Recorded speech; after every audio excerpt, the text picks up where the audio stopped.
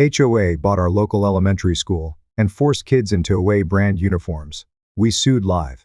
I still remember the exact moment everything changed. It was a Monday morning, the kind where the sky is too perfect, like it's mocking you. I had just walked my daughter, Lily, to Pinebrook Elementary, a quaint little brick school that had served this community for over 60 years. The kind of place where teachers knew your child's name, and parents volunteered to bake cookies for book fairs. It was familiar. It was safe. Until that morning, Lily tugged on my sleeve as we neared the front gate. "Daddy, why is there a big HOA banner on the school?" I looked up, and my blood ran cold. There it was, bold and brazen. "Welcome to Pinebrook Heights Learning Campus, an official property of Sycamore Ridge HOA." Beneath it fluttered a smaller sign, "New uniforms effective immediately. HOA compliance required." I thought it was a joke, until I saw the staff, teachers I'd known for years, now wearing gray blazers with a crisp HOA emblem stitched over their hearts. Until I saw children being turned away at the gate if they weren't wearing the newly issued beige and navy uniform set with SRHA monograms embroidered on their chests like military tags. I marched up to the front office, heart pounding. "Excuse me, who authorized this?" I asked, trying to mask the disbelief in my voice. Miss S. Ellison, the normally cheerful secretary, looked up with hollow eyes. "The district board approved a long-term lease agreement last week. The HOA now manages school operations." "What do you mean manages? This is public property. This is a public school." She handed me a folded notice printed on glossy paper, the kind that's meant to impress and confuse all at once. It read like a sales pitch more than a legal document. "Partnering for Excellence in Youth Development. HOA Managed Education Services Pilot Program." The words blurred. When I turned to leave, I saw Lily standing by the door, nervously fidgeting with the hem of her pink hoodie. A security guard, yes, they had security now, walked over and pointed. "She can't enter dressed like that. Uniforms are mandatory as of today." I looked around. Dozens of confused parents were gathering. Some were arguing, some filming, most just stunned. No one had seen this coming. No community vote, no town hall, no warning. Just a hostile takeover of our children's future, branded and stamped with HOA authority. That night, I couldn't sleep. I sat in our kitchen, the HOA letter open beside me, rereading every line. My wife, Maya, paced behind me. "They're overstepping," she said. "Way over. It's worse than that," I muttered. "They're privatizing education, under our noses, and using HOA bylaws to push it through." "But how? They're not even part of the school board. They bought the land through a shell real estate trust," I said, tapping the fine print. "Then they offered the district a maintenance and operations package, under the guise of relieving budget pressure. The district signed. The HOA owns the building now, and is using it like a billboard. They turned our kids into walking ads," Maya whispered. I looked at Lily asleep on the couch, still wearing her old hoodie, and something snapped inside me. I'd been a passive member of this neighborhood long enough. I paid my dues. I mowed my lawn. I nodded politely at HOA meetings even when I disagreed with their ridiculous flowerbed rules. But this? They crossed a line they can't uncross. The next morning, I created a group chat with every parent I knew, and some I didn't. By noon, we had 12 families. By nightfall, 24. On Wednesday, we met in my garage. I stood in front of a whiteboard, dry erase marker trembling in my hand. "They're counting on our silence," I told them. "That's how they always win. They move quietly, legally, technically, until one day, we realize we've lost everything." A mom named Trisha raised her hand. "Are we even allowed to challenge this? I mean, can we sue an HOA for buying a school?" "Yes," said Reggie, a father of twins and a retired litigator. "It's murky, but if we can prove coercion or misuse of funds, we might have a case." Someone scoffed. "A case takes years. Our kids are being indoctrinated now." I nodded. "Then we go public. We don't need years. We need attention." They all stared at me. "I've already called Channel 9. If we make enough noise, they'll come." A beat of silence passed. Then Maya stepped forward, holding Lily's hoodie in one hand. She pinned it to the garage wall with a pushpin. "Our kids aren't property," she said. "Let's remind them of that." And just like that, our quiet little rebellion began. By Friday morning, things were moving faster than I'd anticipated. What began as a garage meeting had turned into a community whisper chain. Parents shared flyers under windshield wipers. Local coffee shops accidentally left our petition out near the sugar station. Maya even convinced our church pastor to speak about the sanctity of educational independence during Sunday service without naming names, but everyone knew who he meant. The battle lines were drawn. On one side, a group of 25 furious parents, and a town full of unease. On the other, a bloated, swaggering HOA trying to plant their logo in places it had no business being. like the chest of my 8-year-old daughter. That morning, I sent Lily to school in her favorite hoodie, the one with cartoon foxes and little hearts. The one they said was non-compliant. When she came home with a disciplinary notice and a note saying she'd been barred from recess, something inside me broke in half. They were punishing children now. Not for misbehaving, for expressing personality, for not being part of the brand. I stood at the edge of the school parking lot that evening, watching the sun dip behind the gymnasium. It used to be quiet here after hours. Empty swings creaked lazily in the wind. Now, the campus buzzed late into the evening, construction teams modifying signage, HOA security patrolling in neon vests like prison guards, and that god-awful gray paint smothering every inch of brick. They were erasing history. I spotted the principal, Mr. Green, walking toward his car, and I called out. He stopped, surprised. We'd been friendly once. I'd even helped him install the spring book fair shelves 3 years ago. Mr. Marshall, he said cautiously. I just want to talk, I said, hands open. I'm under very strict instructions not to discuss operational changes with. You're a father, aren't you? That stopped him. Yes, he said after a pause. 2 boys. How would you feel if someone told you how your child had to dress, how to walk, how to think, and they weren't even elected to do so? He looked down. They threatened my job, he admitted. Said if I didn't cooperate, I'd be replaced with someone from their community alignment task force. They already replaced the librarian and the nurse. I stared at him. So you just let them do it? He looked ashamed. I didn't know what else to do. I handed him a card. It had the name of our group, Parents for School Autonomy, and a private email. If you want to remember who you were before they made you afraid, we're meeting Sunday. No judgment, just action. He took the card, didn't speak, but didn't throw it away either. That weekend, the national morning show picked up the story. Not because we reached out, but because a clip of a 6-year-old girl crying while being turned away at the school gate in her handmade sweater had gone viral on TikTok. One of the teens from our group filmed it, added sad music, and titled it, HOA says her sweater isn't good enough. 2.3 million views by Sunday morning. That same day, I opened my front door to find 2 TV vans parked along the curb. A young woman with a mic smiled up at me. Mr. Marshall? Mind if we ask you a few questions about Pinebrook Elementary and the HOA? I stared for a beat, then nodded. Yes, but only if we can do it from the foot of the school's old flagpole. The next morning, that interview aired on national television. My voice was calm, my words measured, but my message cut like a scalpel. They bought a school like it was a plot of land. They branded our children like products. They told us we were too poor to fight back. Well, guess what? Our children don't wear brands. They wear dignity. And we're done being quiet. By lunch, the HOA released an official statement calling the takeover an innovative educational partnership designed to streamline community growth. They denied uniform enforcement was mandatory and called our protests emotional overreactions. I showed that quote to Reggie, our retired lawyer dad, who laughed so hard he nearly fell off his porch. Perfect, he said. They just contradicted their own bylaws. Time to bring in the real hammer. Tuesday, we filed for an emergency injunction. Reggie had found language buried in the HOA charter that specifically prohibited the HOA from using its funds for non-residential zoning.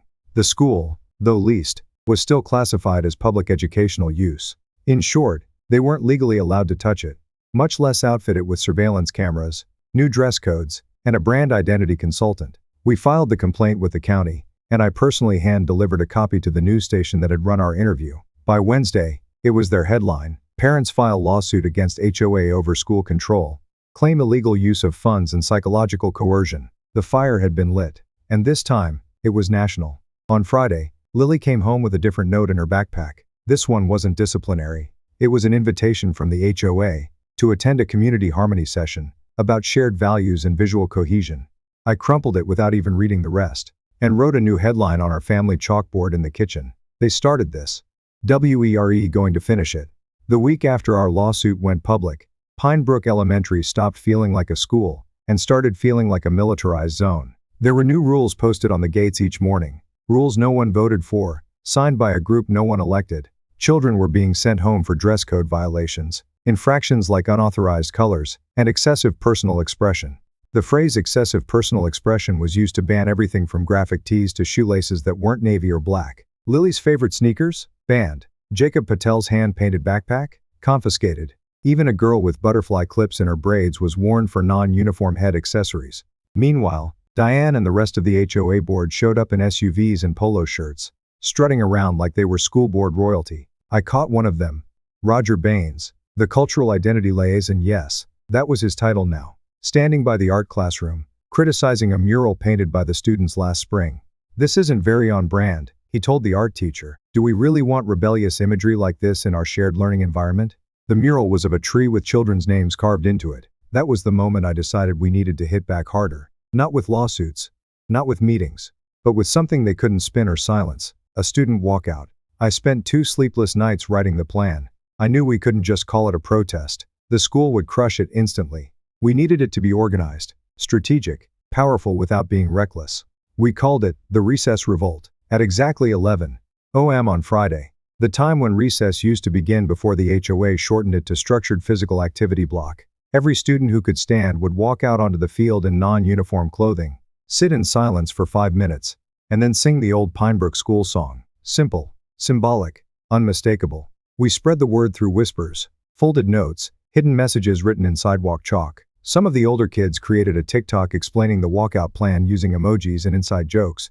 It got 50,000 views in 2 days under the hashtag #LetUsPlayPinebrook. The parents were ready. The kids were ready. We didn't expect what happened next. That morning, the HOA sent out an emergency message through the school app. Unauthorized recess gatherings will result in disciplinary action. Student safety is our top concern. But that wasn't the worst part. They brought in police. Real uniformed officers stationed near the front office for public order. It was meant to scare us, and it worked. Some parents pulled their kids out of school. Others texted me in a panic, asking if we were going too far. I felt that same fear creeping in as I stood across the street from the school at 10:55 a.m., clutching Maya's hand. What if they punish Lily? She whispered. She's already being punished, I replied. This is her fighting back. The bell rang. 11 a.m. At first, nothing. Just silence. Then, the gym door opened. 2 kids stepped out. Then 5. Then dozens. By the time the second bell rang at 11:05, over 300 students were standing on the field in colorful shirts, rainbow sneakers, glitter-covered backpacks, and shirts that said "I am not a brand." They stood together, silent, and then they began to sing. Pinebrook, where we grow and learn, with open hearts and minds that burn. From playground dreams to books and skies, we rise, we reach, we question why. Their voices weren't perfect, but they were powerful. It was the sound of defiance, of childhood refusing to be bought and branded. One of the security guards started shouting into a radio. An HOA board member tried to rush the field, and was immediately stopped, not by police, but by a group of teachers who had quietly stepped outside, and were now standing shoulder to shoulder at the edge of the playground. And then came the moment I'll never forget. Mr. Green, the principal, the man who had stood by silently for weeks, stepped onto the grass and took a knee. He didn't speak. He didn't need to. His silence was solidarity. It broke something loose in me. By the time the kids finished the school song, tears were streaming down my face. And I wasn't alone. The footage spread like wildfire. By 2 p.m., we were trending on Twitter. By 3 p.m., news choppers were circling overhead. By 5 p.m., the school board released a public statement announcing they were reviewing the HOA's lease agreement. And by 7 p.m., Reggie's phone rang. "It's the judge," he said, covering the receiver. "He's granting an emergency hearing." That night, we gathered in my garage again. It was packed wall to wall with parents, teachers, and even some older students who had found out about the fight and wanted to help. I stepped forward, holding up my phone. "This morning, we were scared," I said. "This afternoon, we were loud. Tomorrow, we become undeniable." I clicked play. The video showed the walkout, the silent protest, the song, the teachers, the principal, the kids. Everyone watching was crying by the end, even me. The next day, Lily came downstairs for breakfast wearing her pink fox hoodie. "Do I have to wear the uniform, Daddy?" I knelt in front of her. "No, sweetheart," I said. "You don't. Because they changed the rules?" I smiled. "No," I said. "Because we did." The courthouse smelled like old coffee and new fear. It was Monday morning, just 72 hours after the recess revolt, and the courtroom was standing room only. Parents sat shoulder to shoulder. Teachers stood in the back near the doors. Reporters lined the walls like vultures, their cameras aimed like rifles. On the left side, sat the HOA board in their matching navy suits, each one looking like they'd just walked off a golf course and into a deposition. And at the front, behind the oak podium, stood our judge, Honorable Elizabeth Rourke, sharp-eyed, soft-voiced, known for 2 things, hating corruption and never, ever suffering fools. We were in good hands. Still, when Reggie rose to present our case, my stomach twisted into knots. "This case is about overreach," he began. about an unelected board gaining control of a public education facility through legal loopholes and enforcing policies they were never meant to touch. But more than that, it's about identity, about childhood, about the right of our kids to be human beings, not branded products.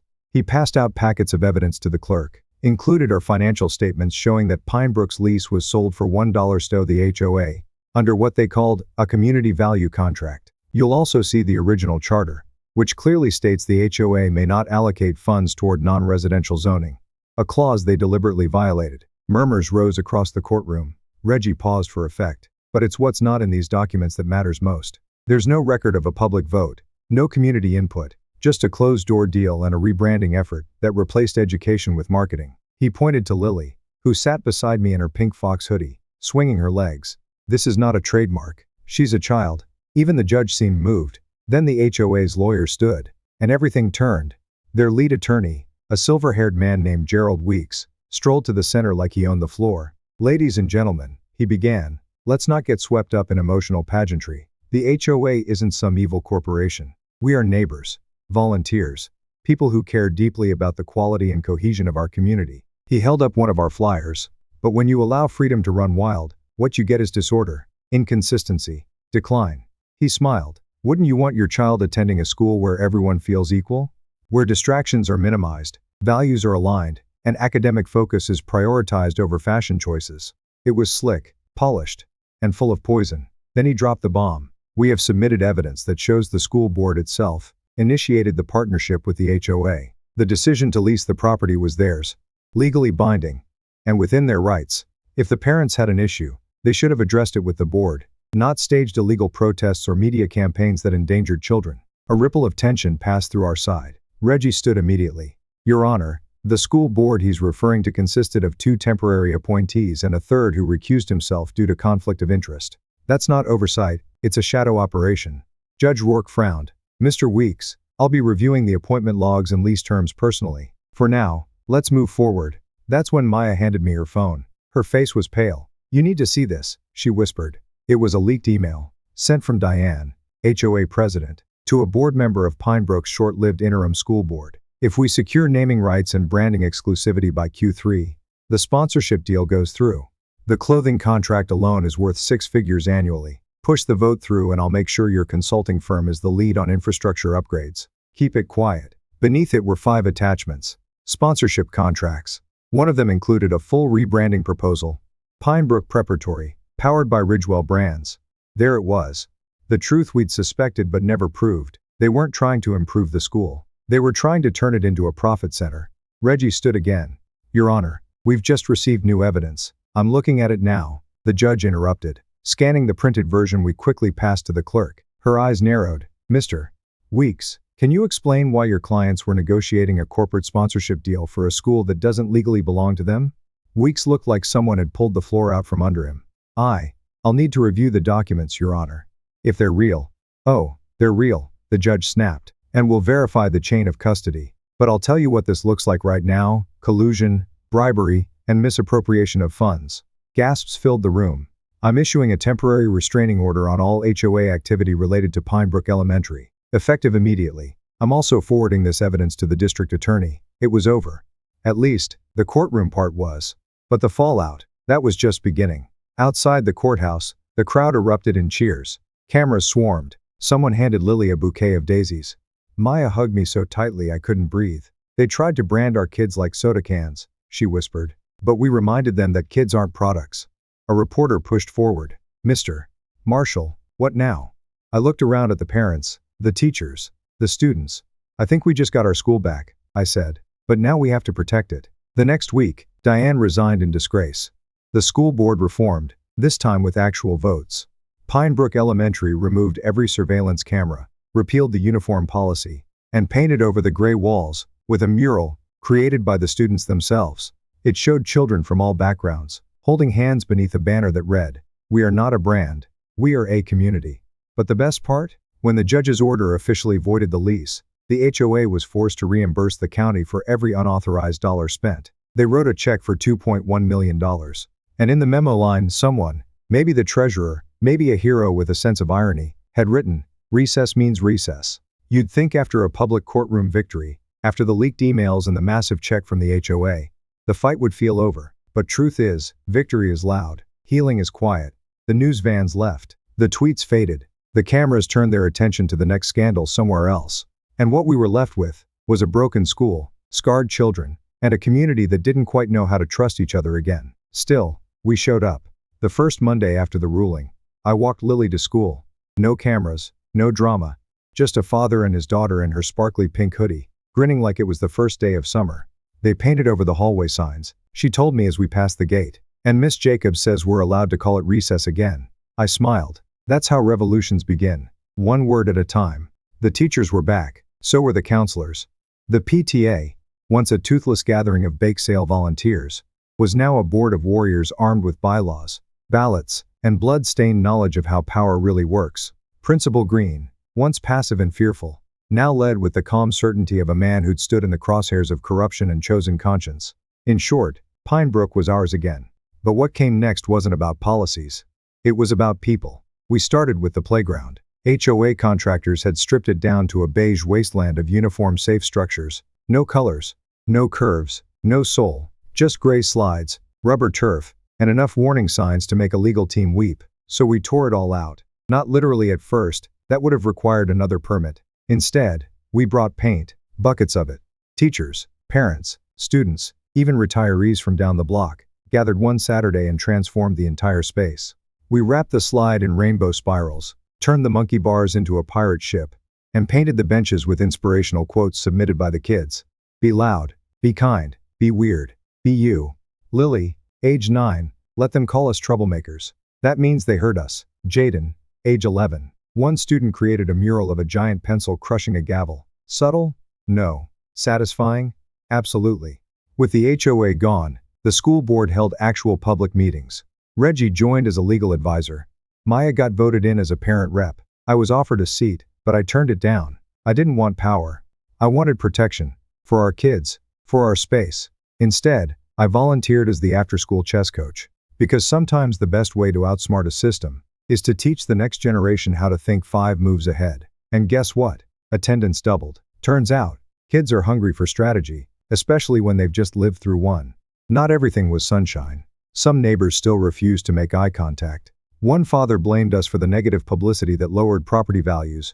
Another left an anonymous note in my mailbox that said, "Enjoy your little victory. We'll be watching." I smiled when I read that.